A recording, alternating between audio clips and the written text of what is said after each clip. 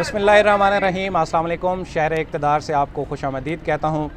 आज हम बात करेंगे कि वज़ीर-ए-आज़म इमरान ख़ान ने आज जो दरगई में एक जलसा आम से खिताब किया और जिस तरह से वो अपनी कामयाबियाँ गिनवा रहे थे, तो इससे एक तासुर ये मिला कि इमरान ख़ान साहब अब अपने अगले मैच की तैयारी कर रहे हैं और वो कुछ अपनी जहन साजी भी कर चुके हैं और आवाम को भी ये बताना चाहते हैं कि शायद आने वाले दिनों में उनकी ये वज़ारत उज़्मा की जो मनसब है ये उनके पास ना रहे और उनको एक दफ़ा फिर से आवाम के साथ इंटरेक्शन करना पड़े, जलसों में जाना पड़े और एक बार फिर से इलेक्शन में अपेयर हो के फिर वो कुर्सी के लिए जो है वो अपनी तगोदो करना चाहते हैं। मेरे साथ सीनियर जर्नलिस्ट असगर हयात साहब मौजूद हैं, इनसे भी कुछ बात करेंगे कि जो पिछले 1-1.5 महीने से इस्लामाबाद में एक सियासी गहमा गहमी चल रही है।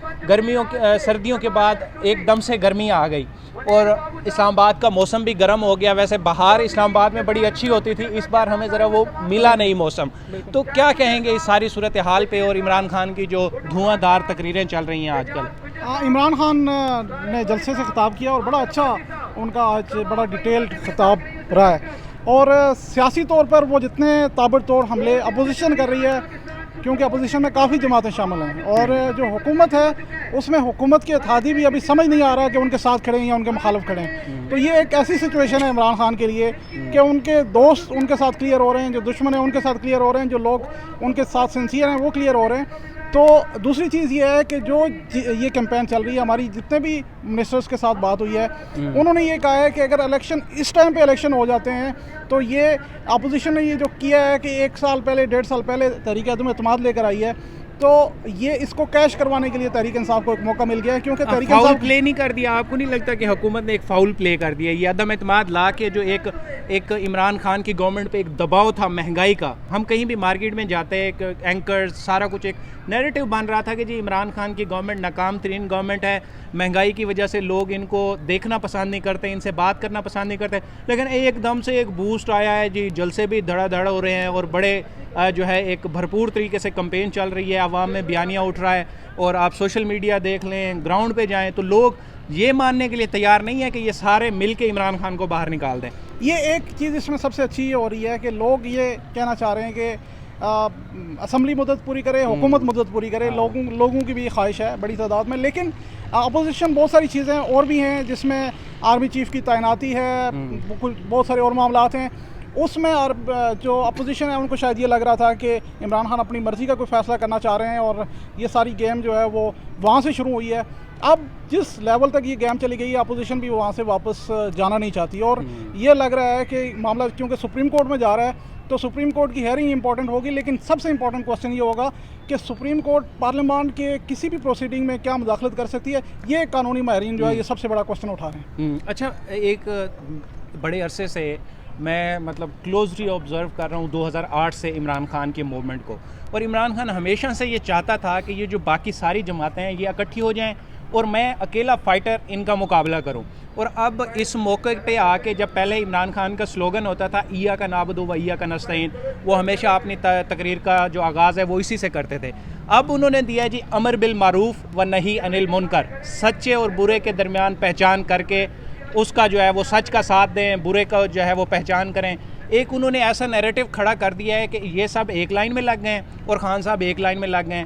आपको नहीं लगता कि उनकी इलेक्शन कैंपेन का जो मुझे लगता है कि यही नारा लेके वो चलेंगे और ये उनको बड़ा फ़ायदा देगा? अच्छा, एक चीज़ इसमें हमें ये देखनी पड़ेगी कि इमरान खान जो है 5 साल पहले जो जलसे जुलूस करते रहे, अब सिचुएशन डिफरेंट है। अब वो इक़्तिदार में आए हैं, जिस तरीके से उन्होंने इक़्तिदार कबूल किया, जैसे जितनी भी सीटें थी, शहबाज गिल का भी एक बयान आया, लेकिन अब लोग ज़्यादातर लोग ये भी कह रहे हैं कि आपने 5 साल अगर इक़्तिदार में लगा लिए, 4 साल लगा लिए, 3 साल लगा लिए, तो आप अगर डिलीवर नहीं कर पाए तो फिर आप दोबारा जलसे करें। और सॉरी टू इंटरप्ट, मुझे ये बताएं, आप आईटी की बीट कवर करते हैं, जो इस टाइम आईटी की एक्सपोर्ट्स बढ़ी हैं, क्या आपने कंपैरिजन भी किया है, आपने खबरें भी दी हैं, बताएं पहले किस दौर में ऐसा हुआ? अच्छा, मैं आपको एक चीज़ बताता हूँ, 10 मिनिस्ट्रियाँ मैं आपको गिन के बताता हूँ। पहले आईटी का बता दें। 10 मिनिस्ट्रियाँ पहले आईटी का भी बताता हूँ। कि जिसमें नाकामी हुई है। पहले आईटी का बता दें, क्योंकि आईटी एडवांसमेंट एक मतलब देखें हम प्रायोरिटी से चल जाते हैं ना। आईटी एक ऐसी फील्ड थी जिसने सबसे ज़्यादा काम किया, जिसका मिनिस्टर एक इत्तेहादी मिनिस्टर था, जिसको उस तरह करके रिकग्निशन नहीं मिली, और एक्सपोर्ट्स भी आईटी की बढ़ रही थी, लेकिन गवर्नमेंट ने टैक्स लगा दिया, जिसकी वजह से टैक्स जीरो भी कर दिया गया। अभी दोबारा टैक्स लगा दिया जो बजट पे।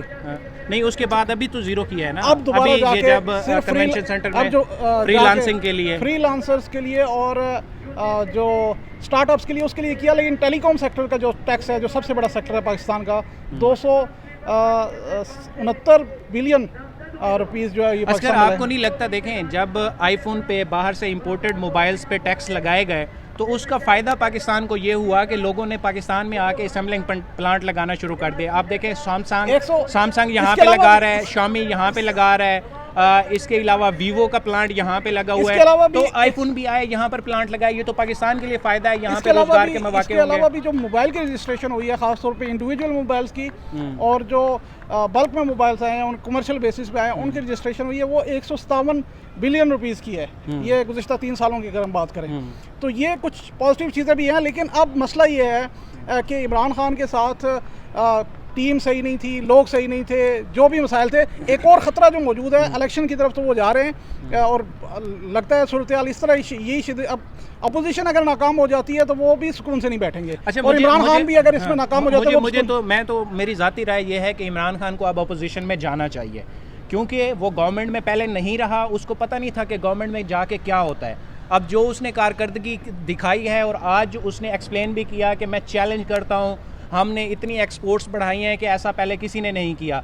इसके बाद उन्होंने जो सेहत कार्ड का एक पूरे पंजाब को दे दिया है, मैं बज़ाते खुद बेनिफिशरी हूँ, मेरी फैमिली से एक फ़र्द का जो है वो ऑपरेट हुआ, और ये मतलब लाख, 1.5 लाख, 2 लाख तक की गेम थी, और वो मुफ्त में हुआ, और दवाइयाँ भी मिली, और उनको किराए के पैसे भी दिए गए। अच्छा, तो इस तरह का जो पूरे पंजाब को आप 10 लाख उनकी जेब में डाल देंगे जी, आपका कोई क्रिटिकल ज़्यादा इमरजेंसी होती है, कोई ऑपरेशन होता है, आपका गुर्दे की पथरी नॉर्मल है हमारे मुल्क में, ठीक है, ये जो वो एक हर्निया का ऑपरेशन होता है, आँखों का ऑपरेशन है, अब तो इसमें जनाब कैंसर भी शामिल कर दिया गया, उनको पैनल पे ला रहे हैं।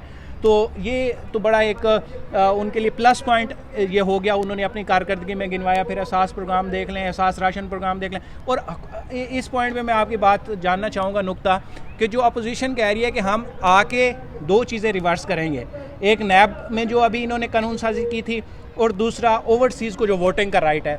बताएं इसमें इनका क्या मतलब? बहुत सारी चीज़ें ऐसी हैं जो जुड़ी हुई हैं। ओवरसीज़ का जो वोट था वो भी एक अपोजिशन के लिए खतरा था, क्योंकि हर हल्के में 15-20 हज़ार का जो फ़र्क पड़ेगा ओवरसीज़ के वोट इंटर होने के बाद। लेकिन अभी जो बुनियादी चीज़ है, जो मेन चीज़ है, ज़ाहिर है बहुत सारी अच्छी चीज़ें भी इमरान खान ने की हैं, लेकिन अभी उनकी जमात को भी खतरा लाक है, जो मैं अपने तौर पे थोड़ी बहुत सियासी समझ बूझ है उसके मुताबिक मैं समझता हूँ कि अगर ये सारी चीज़ें प्लानिंग के मुताबिक हो रही हैं तो फिर हो सकता है कि इस अदम एतमाद के बाद इलेक्शन कमीशन का भी फैसला आ जाए, मान लेते हैं कि इलेक्शन कमीशन का पार्टी फंडिंग का फैसला आ जाए, और फिर सारे लोग आज़ाद होंगे, तो फिर ये है कि साथ खड़े होने वाले बहुत कम हो सकते हैं। इससे पहले अगर नया इलेक्शन हो जाता है तो सूरत हाल मज़ीद बदल जाएगी।